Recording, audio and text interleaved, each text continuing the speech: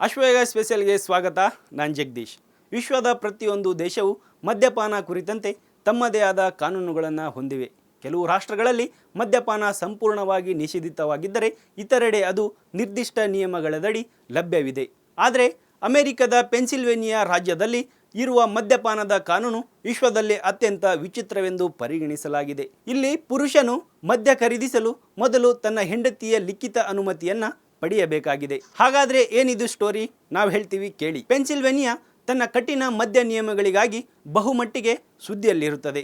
ಅನೇಕ ವರದಿಗಳ ಪ್ರಕಾರ ಈ ಕಾನೂನು ಹಲವು ದಶಕಗಳ ಹಿಂದಿರುವ ಮತ್ತು ಅದು ಸಾಮಾಜಿಕ ನಡವಳಿಕೆಯನ್ನು ನಿಯಂತ್ರಿಸುವ ಉದ್ದೇಶದಿಂದ ರೂಪಿಸಲ್ಪಟ್ಟಿತು. ಮದ್ಯದ ಅತಿಯಾದ ಬಳಕೆಯಿಂದ ಈ ಮನೆಗಳಲ್ಲಿ ಉಂಟಾಗುತ್ತಿದ್ದ ವಿವಾದಗಳನ್ನು ತಡೆಗಟ್ಟಲು ಮಹಿಳೆಯರಿಗೆ ಈ ರೀತಿಯ ಅಧಿಕಾರ ನೀಡಲಾಗಿದೆ ಎಂದು ಹೇಳಲಾಗುತ್ತದೆ. ಈ ನಿಯಮದ ಹಿಂದೆ ಇರುವ ಉದ್ದೇಶ ಏನು ಅಂತ ನೋಡೋದಾದರೆ, ಈ ಕಾನೂನಿನ ನಿಖರ ಕಾರಣ ಇನ್ನೂ ಸ್ಪಷ್ಟವಾಗಿಲ್ಲ. ಆದರೆ ಕೆಲವು ವರದಿಗಳ ಪ್ರಕಾರ ಇದು ಕುಟುಂಬದೊಂದಿಗಿನ ಸಮತೋಲನ ಮತ್ತು ಮಹಿಳೆಯರ ಅಭಿಪ್ರಾಯಕ್ಕೆ ಗೌರವ ನೀಡುವ ಉದ್ದೇಶದಿಂದ ರೂಪಿಸಲ್ಪಟ್ಟಿತು.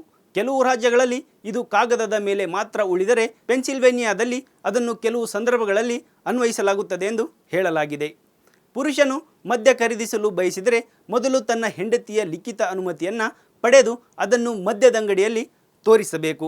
ಅನುಮತಿ ಇಲ್ಲದೆ ಮದ್ಯ ಖರೀದಿಸಲು ಪ್ರಯತ್ನಿಸಿದರೆ ದಂಡ ಅಥವಾ ಕಾನೂನು ಕ್ರಮ ಎದುರಿಸಬೇಕಾಗುತ್ತದೆ.